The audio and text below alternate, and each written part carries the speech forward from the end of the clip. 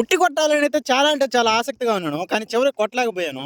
Hello guys, welcome to ordinary. ఈ రోజు matter వచ్చేసరికి అయితే రేపైతే మా ఊర్లో వినాయకుడు నిమజ్జనం, అందుకని ముందు రోజు అయితే ఉట్టి అయితే కొడతాం మేము. ఒక్క ఊర్లో అయితే ఒక్కో విధంగా కొడతారు ఉట్టి. కొంతమంది అయితే బొమ్మను ఎత్తేసిన తర్వాత కొడతారు, అలాగే కొంతమంది బొమ్మను అక్కడే పెట్టి ముందు కొట్టి తర్వాత రోజు ఎత్తారు బొమ్మని. మేమైతే అలా కాదు, ముందు ఉట్టి కుట్టి తర్వాత అయితే బొమ్మను ఎత్తాము. మా వాళ్ళు అయితే తప్పిట్లు లేదే ఉట్టి కుట్టే ప్రసక్తే లేదు, అందుకని ఉదయాన్నే వెళ్ళి తప్పిట్లోనే అయితే తీసుకొచ్చేసి ఉట్టి అయితే కట్టిపించేసాము వాళ్ళ దగ్గర. మీరే చూడండి ఉట్టిని ఎలా కడుతున్నారు. ఒక టెంకాయని తీసుకొని అయితే ఒక టెంకాయకి పైన బొచ్చి తీసి ఇంకా దాని మీద కొన్ని బొచ్చులు అయితే అతికించి పైన అయితే పసుపు కొట్ట కట్టి దాంట్లో తాడు పెట్టి వాటంగా అయితే కట్టేసుకున్నారు. ఉట్టిని కట్టైనా సరే రావుకాలం ఉందని రావుకాలం తిరిపాక పొలాలకు ఉండే గిలకలో దూర్చి పైకి అయితే లేపేసాం ఉట్టిని. ఆ తర్వాత అయితే మా వాళ్ళు అయితే ఉట్టి కొట్టడం స్టార్ట్ చేశారు. చిన్న పెద్ద అని తేడా లేకుండా పాలు తాగే పిల్లల నుంచి అయితే స్టార్ట్ చేశారు ఉట్టి కొట్టడం. అందరూ అయితే ఉట్టి కొట్టారు, కానీ లాస్ట్ కి నా దగ్గరకు వచ్చేసరికి అయితే మా ఊర్లో ఒక ముసలాయన అయితే చనిపోయాడు. అందుకని అయితే ఉట్టి కొట్టడం ఆపేసి దేవుడికి అయితే ముసుగైతే కట్టేశారు. నేనే కాకుండా ఈ సంవత్సరం 4-5 అయితే ఉట్టి కొట్టలేకపోయాం. ఈ వీడియో మీకు నచ్చినట్లయితే లైక్ చేసి అలాగే సబ్స్క్రైబ్ అండ్ ఫాలో చేసుకోండి.